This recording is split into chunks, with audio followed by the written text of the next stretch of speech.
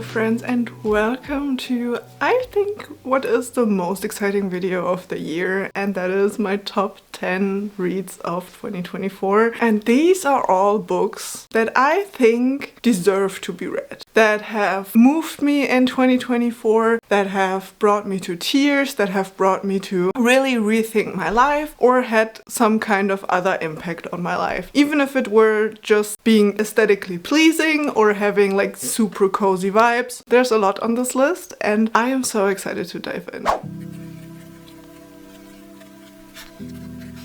At number 10, I got Yellowface. So Yellowface is a story about one writer who steals the manuscript of a book from another writer who's kind of her best friend, but kind of isn't, who dies tragically in an accident right in front of the one writer's eyes. So she steals the manuscript and sells it as her own. And the whole drama starts from there. And it's very intense. It's kind of like a mystery, but also very heavy on the social critique. The main character is pretty antagonistic, which I enjoyed because I just love to hate her more and more throughout the book. She really has some very disgusting thoughts, like very racist thoughts and very self-deprecating thoughts, but there were also some thought patterns that I could relate to, and that's what made her really interesting, because it gave you this character who isn't like just good or just bad, but who has these many facets. It was just very interestingly done in my opinion, and it also gave a very realistic perspective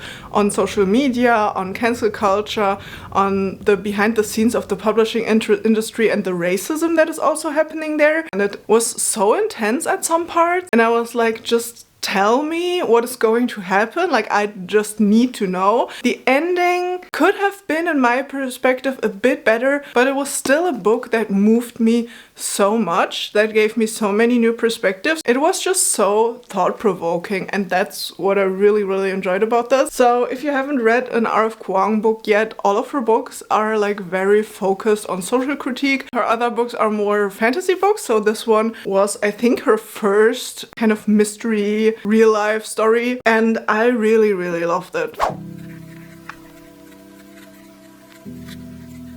Next, I got a book that is very near and dear to my heart, and that is Heartstopper Volume 5. I got back into the Heartstopper universe last year, and it was so great to be back, to be honest. My emotions were all over the place starting this book and reading this book, and I was like, I loved it so much. If you don't know the Heartstopper series, like it's a graphic novel series with like very cute drawings and the most amazing fictional couple.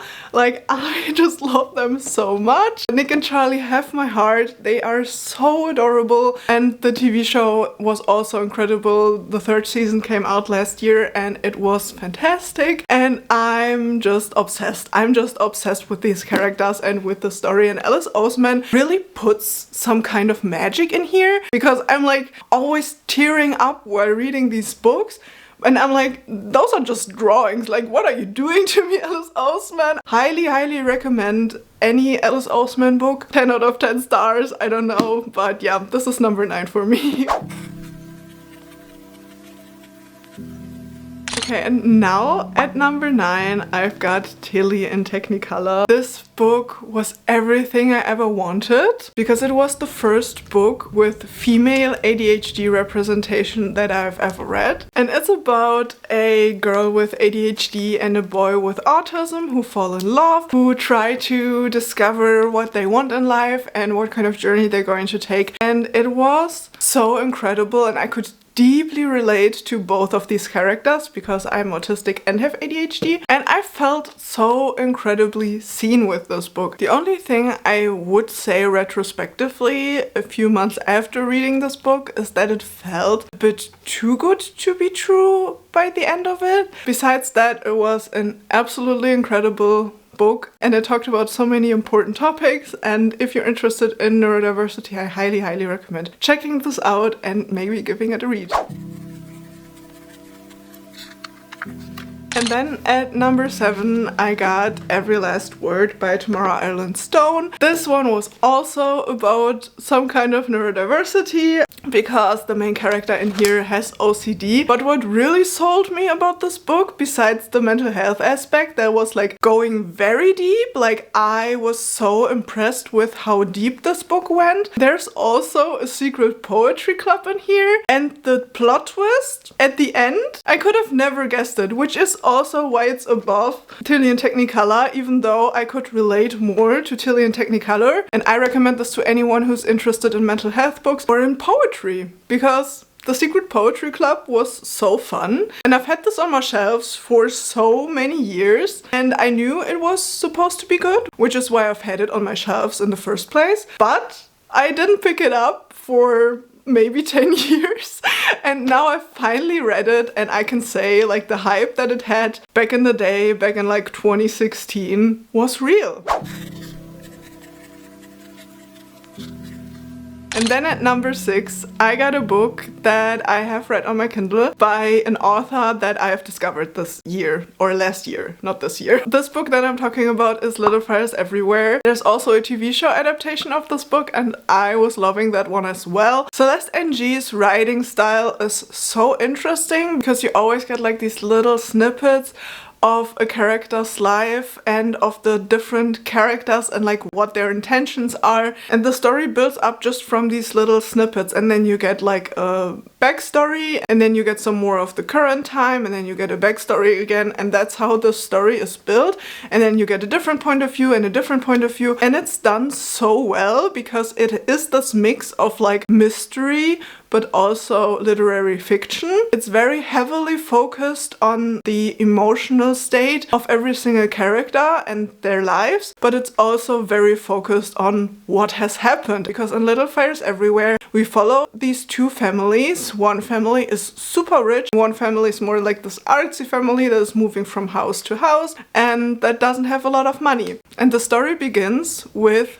the rich family's house burning to the ground with little fires in every single bed. And then we go back in time and we unravel what has happened and why it has come to this point. And it's so interesting and incredible, and I was eating it up. I loved it so much, and I am obsessed with Celeste Ng's books now, like I said.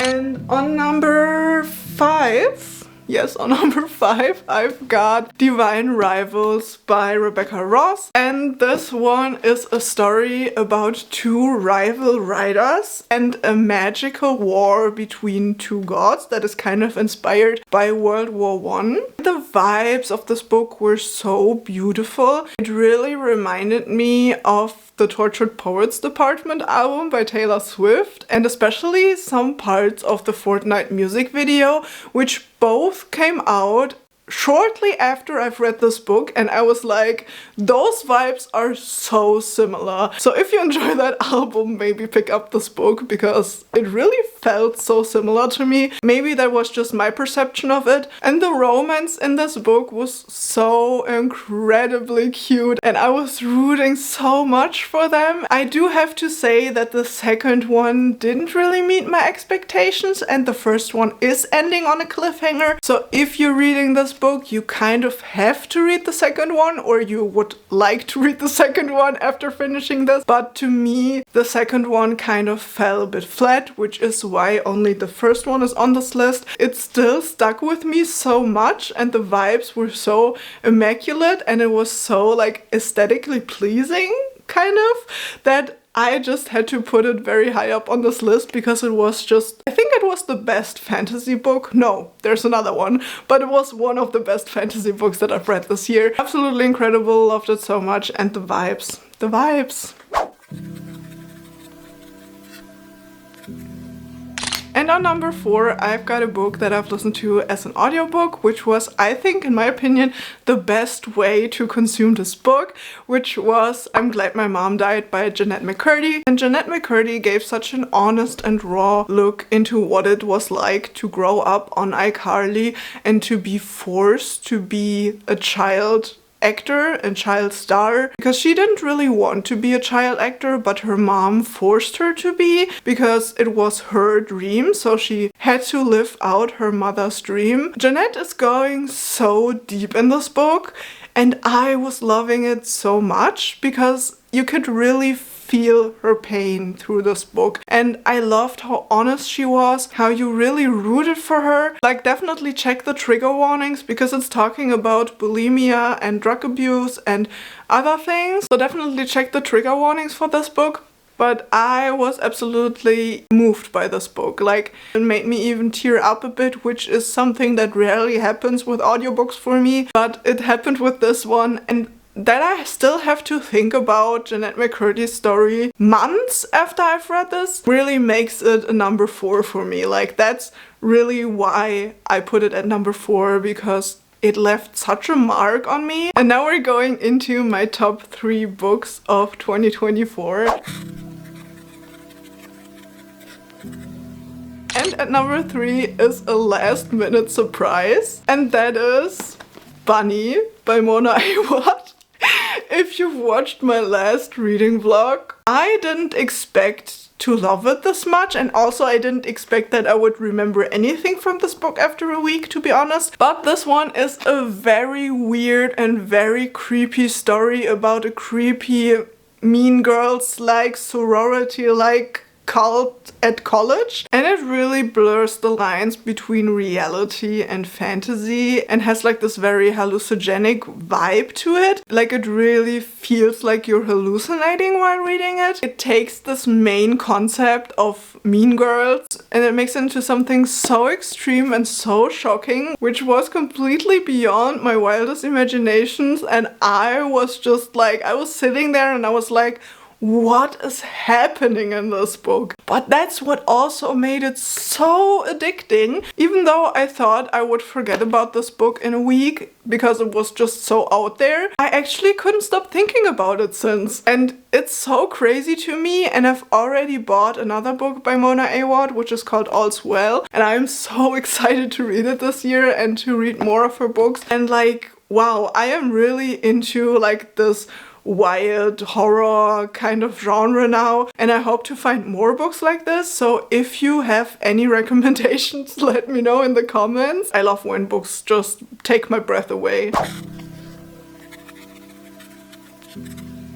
Okay, and at number 2 of my top 10 reads of 2024, we have got Wayward, which was also just such a surprise to me. I mean, I knew just looking at this cover that this would be something I would enjoy, but I just didn't expect to enjoy it this much because it was absolutely fantastic. This is a witchy book with whimsical nature vibes and super strong female characters. It's a very feminist story without painting all men bad. We follow these 3 different women all set at different times. One in 1619, one in 1942, and one in 2019, and they're all related to each other and they all have magical abilities connected to nature, and it was absolutely incredible. It also talked a lot about the witch hunt back in 1619, and it talked about feminism, and it talked about women being disrespected. But besides that, it also had these like very just magical, whimsical vibes, and the aesthetic of this book was absolutely stunning, and I have no words for this book. It's one of my favorite books now. If you just enjoy this cover, I know you will enjoy this book.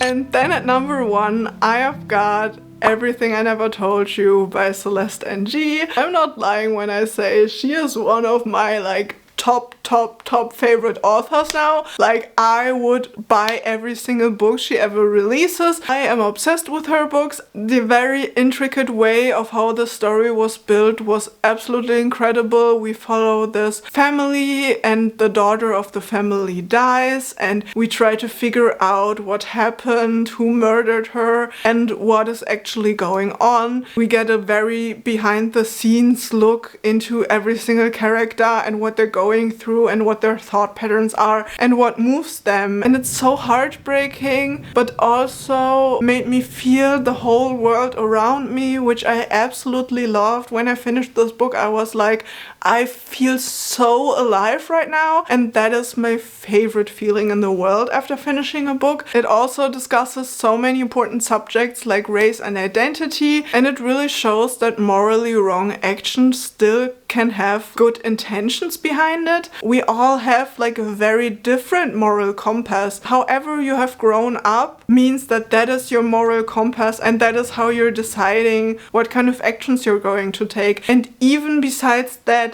sometimes you just do things because you're being overly emotional or you're struggling with another part in your life, and then you're doing things you regret later on. And I feel like it's such a realistic view on morals and on what is right and wrong, because there is no clear right and wrong, and sometimes the world makes us feel like there is, and in some ways there definitely is. Like, I'm not saying that some things aren't just generally wrong, but I'm saying that it's not always black and white, and people make wrong choices out of many different reasons. And those were my top 10 books of 2024, and I'm just so excited for 2025 and what I'm going to read and what my top 10 books are going to be. I would love to know what your top 3 books of 2024 were, and with that I will say thank you so much for watching, and I will see you in the next one. Bye!